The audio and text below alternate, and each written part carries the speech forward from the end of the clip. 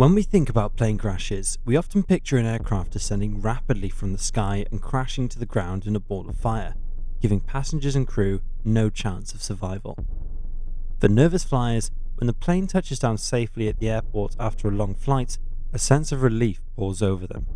However, few realise that the worst plane crash in history and the highest number of fatalities actually happened on the ground at Tenerife Airport in Spain.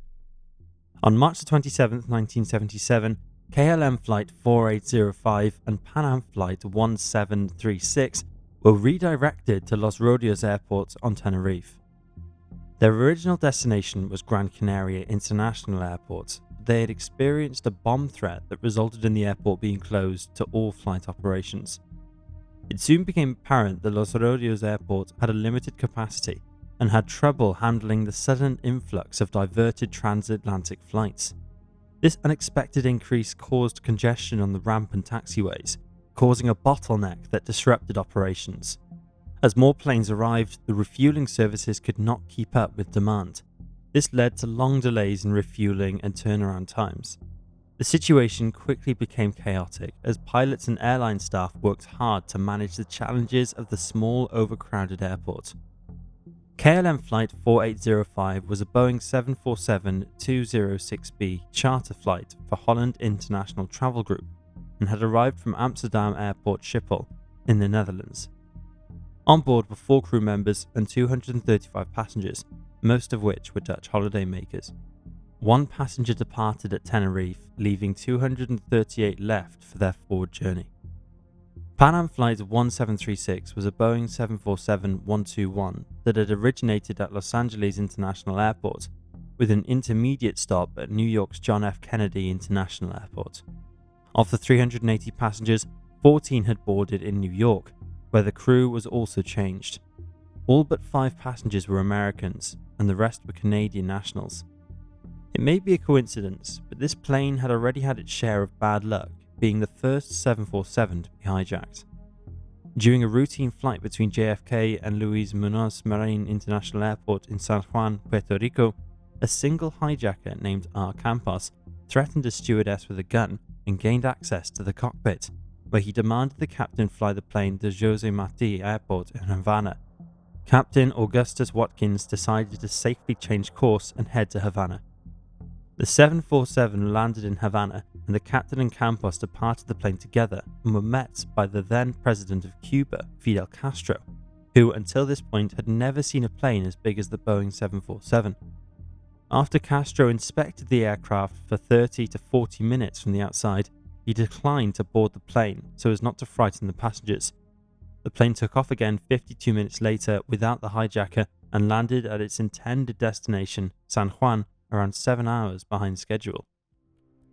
After the bomb threat was contained, it was announced that Gran Canaria Airport had reopened and delayed flights started preparing to take off to complete their journeys. The Pan Am plane's passengers had stayed on board during the delay, so were ready to depart, but their access to the runway was blocked by the KLM plane and a refueling vehicle. The KLM captain had chosen to refuel at Los Rodeos instead of Las Palmas, which limited the space available for the Pan Am aircraft to maneuver, leaving only 3.7 meters, 12 feet of clearance. The refueling took about 35 minutes, and a further delay to the flight was caused by the search for a missing Dutch family of 4 who had not returned to the KLM plane. At 16:56 p.m, the control tower told the KLM plane to taxi to the end of the runway and then turn around 180 degrees to prepare for takeoff. Whilst the plane was moving down the runway, the controller asked the flight crew to let them know when they were ready to receive the air traffic control clearance. Because the flight crew were busy with their checklist, they decided to wait until the aircraft was in the correct position for takeoff to copy the clearance. At 17:02 p.m, the Pan Am aircraft received instructions to follow the KLM aircraft down the runway. They were told to exit at the 3rd left turn and then use the parallel taxiway. At first, the crew were unsure if the controller meant the 1st or the 3rd exit. They asked for clarification, and the controller replied firmly, "The 3rd one, sir. 1, 2, 3. 3rd one."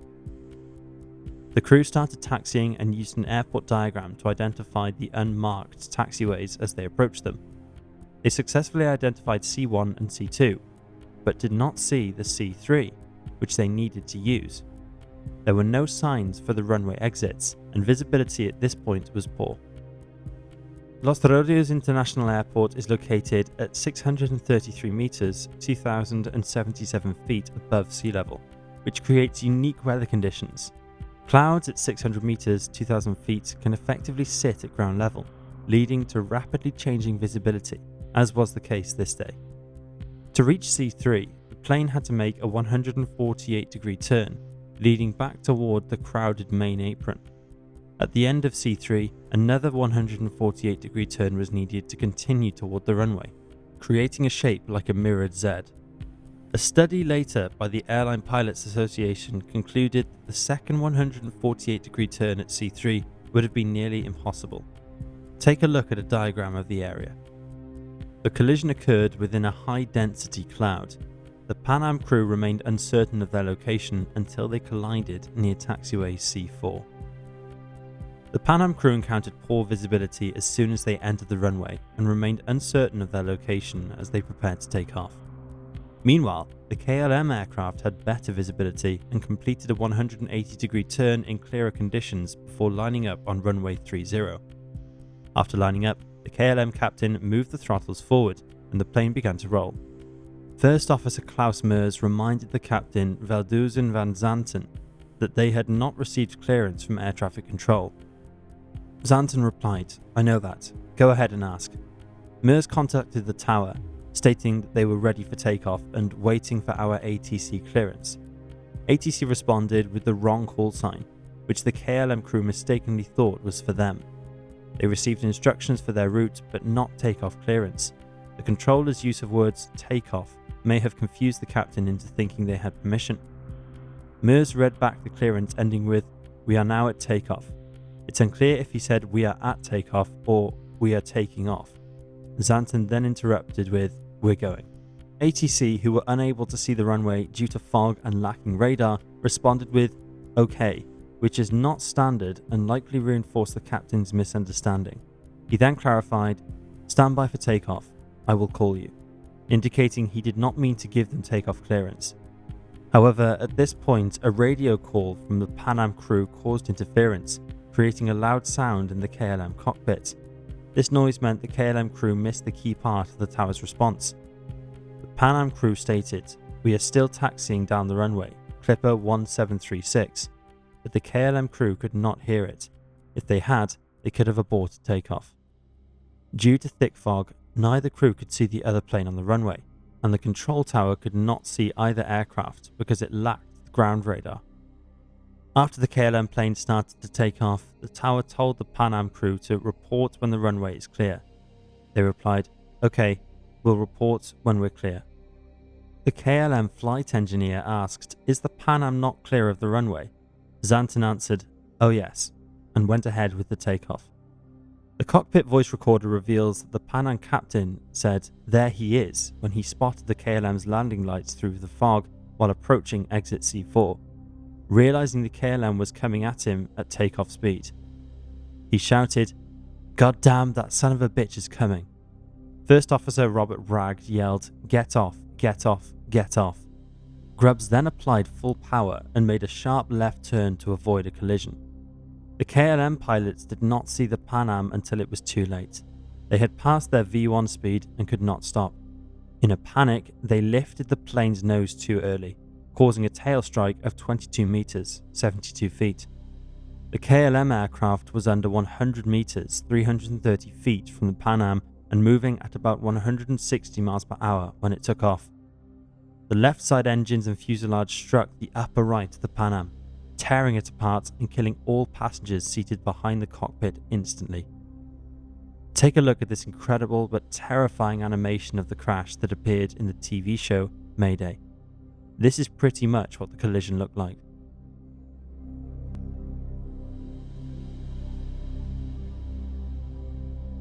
After the impact, the KLM plane briefly remained airborne, but the collision severed the outer left engine and damaged the inner left engine and wings, causing it to stall. It rolled sharply and hit the ground at about 150 meters, 500 feet from the wreckage. sliding a further 300 meters after impact. The fuel ignited, creating a huge fireball. The KLM struck the Pan Am 747 at an angle because of the emergency left turn by Captain Grubbs. The collision and explosion instantly claimed the lives of all 248 passengers and crew on KLM Flight 4805, as well as 335 passengers and crew members on Pan Am Flight 1736. After both planes came to a rest in pieces, around 100 Pan Am passengers were still alive. What followed was a hellish few minutes as passengers tried to escape the fires and smoke-filled cabin of Pan Am 1736. The first people to respond, other than the crew members, were those who looked at the safety cards and knew the cabin's layout. Passengers made their way to the exits, only to find that no slides were available because the side of the plane had been ripped apart in the collision. They had no choice but to leap 20 feet down to the runway. Several less injured passengers climbed up through a hole in the ceiling, then down to the undamaged left wing. The scene outside was pure chaos. Huge orange flames and massive black smoke roared up from the destroyed Pan Am. Pan Am's crew and 4 surviving flight attendants did their best to guide passengers to safety. At least 71 people on board the Pan Am plane were able to get away from the burning fuselage. However, several later died of their injuries. In the end, only 61 people survived. Both airplanes were destroyed in the collision, mainly due to fires and explosions from the ignited fuel. In the immediate aftermath, Los Rodeos Airport was closed and crash investigators arrived the day after the incident, travelling 3 hours by boat from Las Palmas. The accident was investigated by Spain's Civil Aviation Accident and Incident Investigation Commission, involving around 70 personnel, including representatives from the US, the Netherlands, and the airlines. The investigation showed that the KLM captain believed he had clearance for takeoff, while the Tenerife control tower thought the Pan Am aircraft was stationary at the end of the runway. The primary cause of the accident was Captain Veldhuizen van Zanten attempting to take off without clearance, driven by KLM's duty time regulations and concerns about worsening weather. Contributing factors included poor visibility due to heavy fog, hindering communication between the control tower and the aircraft, as well as interference from simultaneous radio transmissions. Additional factors included ambiguous communication from the KLM first officer and the control tower, the Pan Am aircraft not exiting the runway as instructed, and airport congestion from rerouted flights following a terrorist incident. Initially, the Dutch authorities were reluctant to accept the KLM captain was to blame for the accident, and believe he should not be solely blamed for the mutual misunderstanding with the air traffic controller, claiming there were other mitigating factors that led to the crash. However, KLM ultimately accepted responsibility and compensated victims' families between $58,000 and $600,000, equivalent to $301,000 to $3.1 million today. Total settlements for property and damages reached $110 million, about $571 million today, averaging $180,000 per victim, approximately $981,000 today. The accident prompted major changes in international aviation regulations, including standardized communication phrases and English as the mandatory working language. Cockpit procedures were revised to allow less experienced crew members to challenge captains through mandated crew resource management (CRM), introduced for all airline pilots in 2006. Ground radar was installed at Tenerife Airport after the incident. Although a lot was learned from the Tenerife Airport disaster, it was ultimately down to human error, aided by failures in other areas. To date, it remains the worst plane crash in aviation history. Rest in peace to all the 583 people who lost their lives that day.